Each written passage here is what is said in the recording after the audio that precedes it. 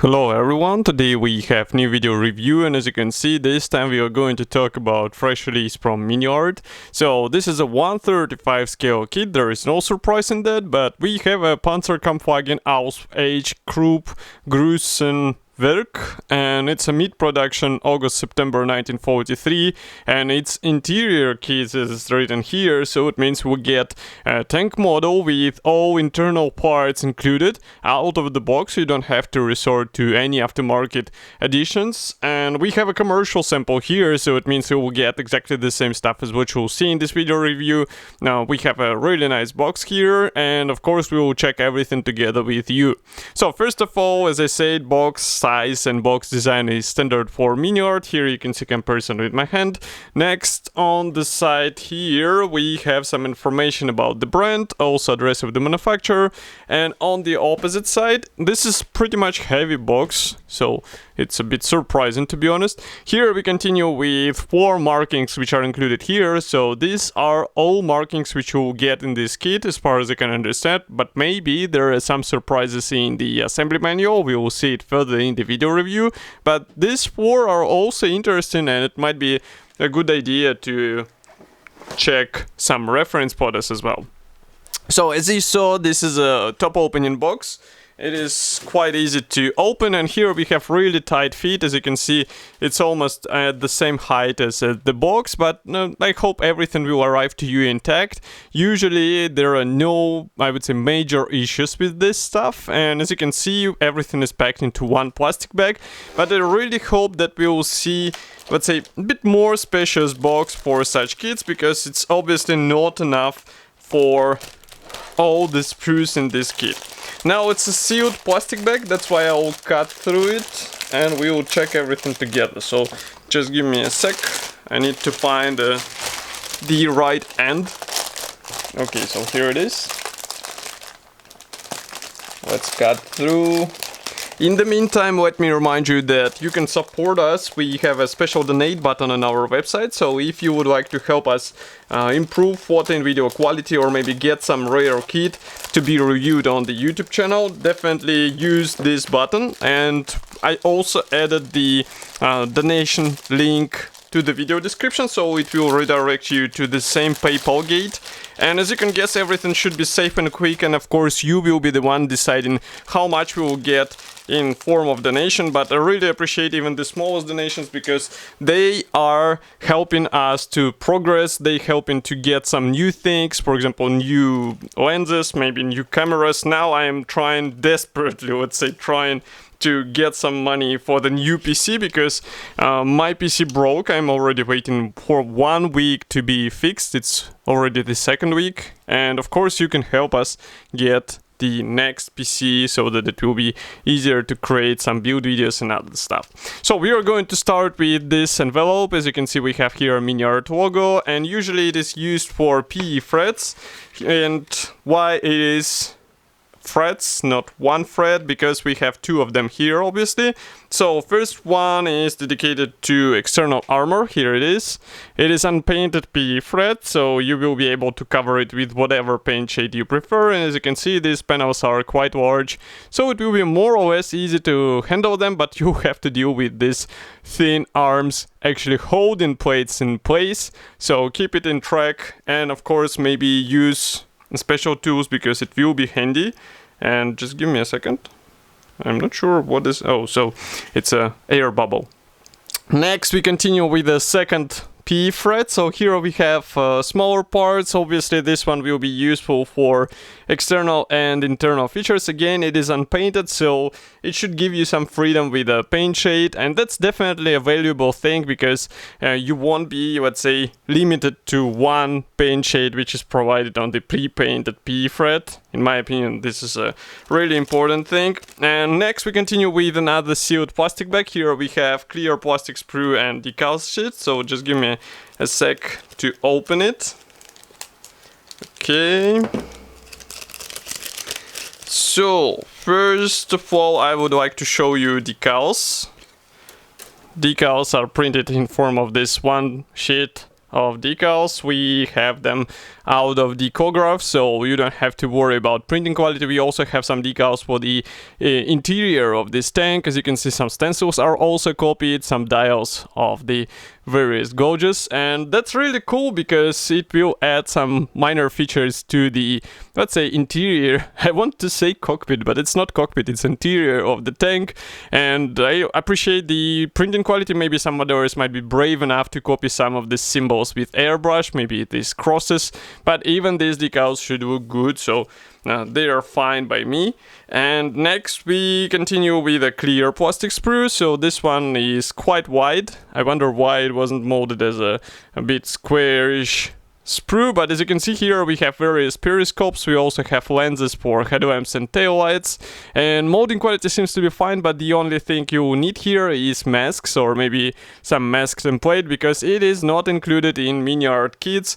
And frankly speaking, I'm not sure why they keep ignoring such useful bonus, especially in such kits. So maybe we will see it in some new releases, who knows, especially considering the fact that they planning to release the 1/48 scale aircraft kits. So maybe we will see these mask templates in these kits.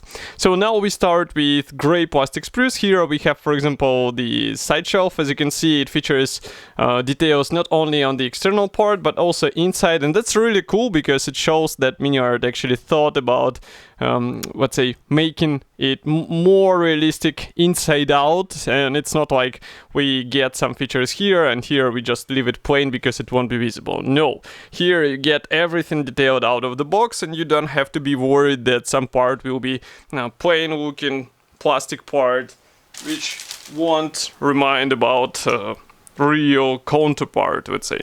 Next we continue with a slightly bigger plastic frame. I was just checking the letter of this frame, so let's zoom out a bit. And now you can see that here we have turret ports, we also have top hull cover, and of course main gun barrel, which is molded as a one-piece part. As you can see, the muzzle brake is molded separately as a one-piece element, but I think here we should zoom in so that you can check all these parts closer. So we start with these things. Again, we have a thin part here, so be careful with it. Next, we continue with some parts for mudguards, and we have a bit of flash there, so it might be easy to fix with a sharp knife. The same applies to some other parts. Again, some mudguards and holders for the external armor. Here we have muzzle brakes. As you can see, there are 4 types, and also this top hull cover. Next, we continue with the turret section. That's the lower plate, let's say, and the main gun, as I said before. If we flip it over here inside in the hull, you can see that we have also some features, and we also have some pre-positioned, let's say, recessed spots, so that you know where you have to drill the hole, and you will have to drill it because you will be using it as a guiding elements for external things on your tank. Okay, next we continue with another gray plastic sprue. This one is dedicated to turret parts mostly, because we have here side panels, rear panel, some external armor, and also some parts for the rear storage box. Again, we can zoom in. By the way, the storage box can be copied in open position if you would like to, and you can place something inside, obviously.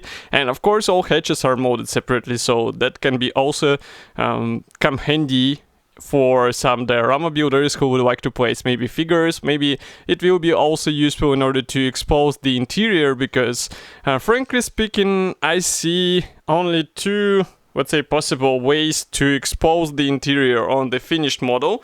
First one will be to open all the hatches. And when I say all, I mean literally all the possible hatches, so that something will be visible inside the tank. And the second way is to do the cut out section, or maybe to also make the turret easily removable, maybe also top hull cover, but it will involve a bit more work, and obviously this is not something what can be done quickly, but that's also a viable option, and that might address the main complaints from some modders who, let's say, are a bit angry that they can't show the interior and they still have to assemble it. And let's not forget that this kit is also available in the version without interior parts, which is cheaper. It has less parts, but obviously you won't get any interior features in that version. So here we continue with another sprue, and here we exactly get some interior parts for the drivetrain. As you can see, a lot of thin parts, so be careful with them. It might be easy to break them, so it's better to use the plastic saw in order to carefully separate it and avoid any accidental breakages, because then it will be really difficult to fix them.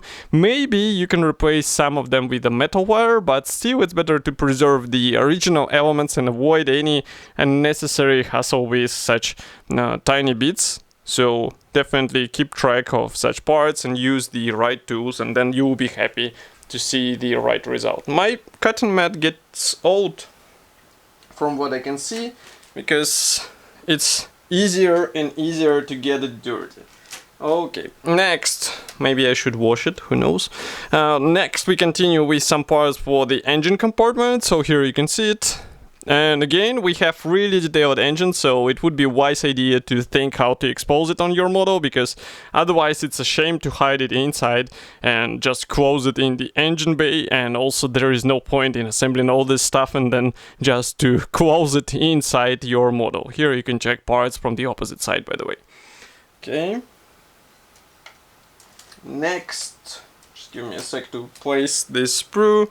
So next we continue with more interior parts. Here we have the gearbox, radio station, and some parts for the turret. Again, molding quality looks impressive, and maybe that's why they decided to release the engine as a separate kit, because it's seriously a separate model, which maybe can be exposed as a separate standout. I would say the separate assembly on the special stand, so it can be displayed as a maybe museum display, because engine can be placed on some special stand, who knows. It's also a credible idea. Here we continue with some internal floor panels, also seats. As you can see here, we have also some parts for the drivetrain, as I said before, and of course all parts which are divided into two halves. Here you can see that they feature some guiding elements, so it's not just like two halves and you should assemble them in whatever way you would be able to. Okay. So what do we have next?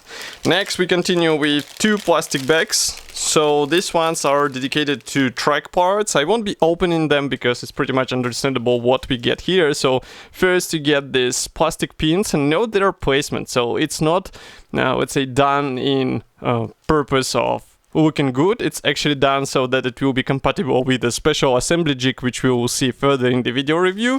And of course, these separate track links, they look quite nice. They feature some pre-molded custom details, so it's just a matter of careful assembly and you will be good to go. Okay. Now we can move on to some pair sprues. So for example, this one is dedicated to mix of parts. So here we have some ammo rounds. Also we have some parts for the internal structure. As you can see, there will be also some panels and frames for holding the ammo in place. But all in all, we get really decent molding quality, so I don't have anything to complain about here. Next we continue with some external armor for this tank. And why I'm a bit confused, I will show you in a second. So let's zoom in as much as we can. Look here, as you can see, there is no attachment point. I wonder why it is like this. It's molded properly, this part, but it's not attached to this sprue. These are the armor panels, so unlike how, as you can see, turret will get plastic armor panels, but that's not a problem. It will be actually a bit easier to work for some maneuvers, and of course we get a lot of minor elements for the turret and hull. Okay, we zoom out. Next, what do we have next? Just give me a second. Again, some parts for the lower hull features. I will place it like this because there is pretty much, I would say, standard stuff. So we have separate panels which will be actually assembling the some structural elements of the lower hull section. So they look good. They feature some pre-molded features, as you can see, so there is nothing else to add about them, and we can move on to the next frame. This one is dedicated to side shelves and also special clamps for the external armor. Again, we get features or details on external surface and also an internal as well, so that's really cool. And maybe it will be a wise idea to show it somehow, maybe with the help of mirror stand, who knows. It will be your decision again. Okay, next we continue with drivetrain parts. So here we have various panels for the lower hull section. As you can see, they are provided on 2 identical sprues. We also have spare road wheels, and of course they're molded as a single piece part, so you will have to be careful while painting them. There are no masks or masking templates provided in this kit, so you will have to do everything by your own. And what is next? Just give me a second. So we have several sprues with ammo rounds, and this is quite interesting because we have 1, 2, 3, 4, 5, 6 plastic frames. Here you can see them. So here you can see that we have separate ammo rounds for the main gun, and this will be a bit tricky and tedious work because you will have to paint them one by one and then to place them in a special ammo storage.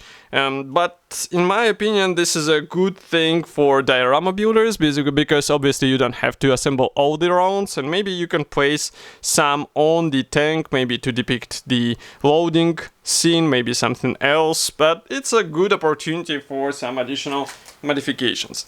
Next we continue with 4 identical plastic sprues. So these ones are dedicated to suspension parts. Here they are, so 4 sprues, and here you can see these road wheels, also the drivetrain bogies. So if I turn them over, here you can see them from the opposite side.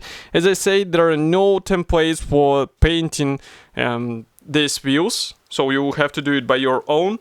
And I sincerely hope that we will see some, let's say, improvements on this side, because it's really crucial to get such useful thing out of the box. It will help you focus on some more important things, not just painting the parts. Here we continue with 2 identical plastic frames. These carry some parts for the lower hull section, and it is interesting because we have some casting marks here, which is really cool because it brings additional, I would say, realism to the model. And obviously these are not just some plain parts, and that's really cool to get them out of the box. Maybe it would be a wise idea to bring it out somehow with a dry brush, or maybe with some dirt, who knows. Now, the same can be said about drive sprockets, by the way. So they come on 2 separate plastic frames, and if I bring this part closer, here you can see some casting marks on these parts. And note the attachment points, they're placed right on the teeth, so it will be easy to separate them without actually damaging the teeth, and it will be easy to clean the parts because you won't have to cut between the teeth just like on some other kits. Okay, next we have some engine parts on the separate frame. Here they are. Everything looks good, so we can continue to the next frame.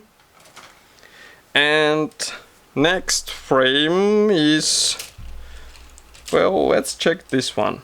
Just give me a sec. So here we have some parts for the main gun. It will be a nicely detailed gun in the turret. So again, I would rather open all the hatches in the turret, so all these features will be visible in the model. It would be a shame to hide them, so definitely think it over before closing anything on your model. Next, we continue with a separate sprue for Pioneer tools. There are a lot of them, and you can also get the actually you get the option to replace the clamps with P parts. Some modelers will like it because it will add some fine features, fine detail into your model. Next, we continue here with hull parts. So I would zoom out a bit, and as you can see, that's the lower panel for the lower hull section. We also have some side armor panels for the superstructure, if we can call it so. We have the top cover for the turret. Again, we have a cutout for the separate hatch, and everything looks cool, so we can move on. Maybe I can also show you the internal features on the turret and the lower hull floor, let's say, panel. As you can see, there are some features, some guiding elements. And what is next? Next, we continue with these 2 sprues. Here we have idlers and tensioners. So these ones look good as well. So you can see there are some guiding elements. I can also turn it over just like this. Camera does not want to focus. Yes, now you should be able to see it. Everything looks nice. But again, idlers will require some masks or maybe careful painting with a sharp brush. Another sprue is dedicated to Pioneer tools. And again, the same thing, you can replace some clamps with P parts if you prefer. So that's a nice option to have it out of the box. Next, we continue with some main parts for the engine block. So just notice how detailed it is. It's really cool, and I would rather spend some time painting and weathering this part of the tank because it's a kit on its own, and as I said, it can be possible to place it beside the tank just to show it assembled and finished, not to hide it in the tank. Here we continue with the armor panels for the tank. And they're also detailed inside, as you can see. Just give me a sec to focus the camera. And now you should be able to see it. Okay. Next, we continue with the jig, which I mentioned before. So this is actually the tracks assembly jig. As you can see, it's a small one, but that's a really handy thing, so do not underestimate it. I appreciate that Miniart finally started to include these special assembly jigs, which will speed up the whole assembly process for tracks and make it a bit less tedious in comparison with, for example, T54. Next, we have the final gray plastic sprue. This one is dedicated to hull parts. So we zoom out a bit, and these ones are the side panels for the lower hull section. Here we have also some top hull section panels. Everything looks cool, and we can flip it over. So here you can see external side of the side armor panels, from what I can understand, or maybe it's actually internal, but of course you will have to remove these plastic steps which are pre-molded, let's say, inside. Okay. So that's all for Spruce. Now we can move on to another important thing. Let's zoom out a bit more. Maybe we close the lenses so that it won't be that bright. Here we have assembly manual. It is printed in color. And first we start with two marking options. This one is from 1943. This one is also autumn 1943. And next we have a parts map. Keep in mind that Miniart does not mark unused parts, so you have to be careful in order to use the right version, because there are a lot of spare parts as well. As you can see, a lot of sprues too, so I hope you remember when I was showing them. Assembly process starts with the floor of the lower hull section. You add various panels onto it. As you can see, we have special guiding elements, so it will be more or less easy to do. Next, we paint the separate armor rounds. As you can see, they will have to be placed in a special holders, so be ready for that task. It will be a bit tedious. And what is next is the assembly of the gearbox. It would be cool if each of the steps, maybe some important steps, would be named so that you know what you are doing. I mean, not everybody is, let's say, the specialist in the tank, especially when it gets to interior parts, so it would be cool to know what you are doing at the moment. Who knows, maybe they will add it in the next steps. Next, we continue with seats. Again, we add armor rounds into the special holder. Next, we continue with engine assembly. So we assemble the main engine block, and note that several pages are actually dedicated to this power plant. That's really cool. And next we have brakes, which will be installed inside the tank, obviously, in the front. As you can see, these side panels get assembled together with the frontal section and installed on the floor panel. Next we have exhaust here and radiator, which is also separate. We continue with rear armor panel, and here we have some side skirts. And as you can see, hatches are separate, so you can open or close them. Manufacturer shows that you can do this, and this is really good. Next we continue with more armor rounds on the side shelves. And here we continue with the fuel tank. As you can see, it clamps will be replicated with P parts, so be ready for that. And of course, radio equipment is here. And then we start working on the top hull cover. As you can see, it is assembled out of separate panels, so definitely check the alignment, because then we install this sub-assembly on the lower hull section. We continue with engine fans and radiators. Here we install some spare tracks, which are assembled out of spare track links. Here you can see, actually out of track links, just simple ones. As you can see, they are assembled on this special jig which I showed before. And what is next? So next we continue with some stowage boxes in open or closed variant from what I can see. And here we have some spare wheels getting installed on the side shelves. Of course you can install Pioneer tools and some Mudguards or fenders if you prefer. Here we have exactly the thing which I was mentioning, so you can replace the molded in plastic with some PE parts for extra realism, but it will be up to you. And next we start assembling the suspension. As you can see, you have to assemble separate bogies for each side. It might be a bit tedious procedure, but that's the design feature, let's say, of the actual tank, so you can't avoid it. Then we start assembling tracks. You need 101 track for each side. And then we install the special holders for the side armor panels. As you can see, they will have to be upgraded with this thin frames which will be actually holding them in place. Definitely use a good glue in order to install these parts. And from step 109 we start working on the turret. As you can see, a lot of assembly options here as well, so you can open or close some hatches. You can also display the main gun through the open hatches, obviously. And the main gun, as I said before, it's really detailed. You don't have even to get some metal replacement for the main barrel, so it's just a matter of careful assembly and weathering here. And maybe it would be a wise idea to do this top cover removable, if it is possible, to do it in a seamless way so that it won't be noticeable on the finished model. And as you can see, we have two versions of muzzle stops, muzzle brakes. I'm just trying to understand why it's A and B. Maybe it's dependent on the marking.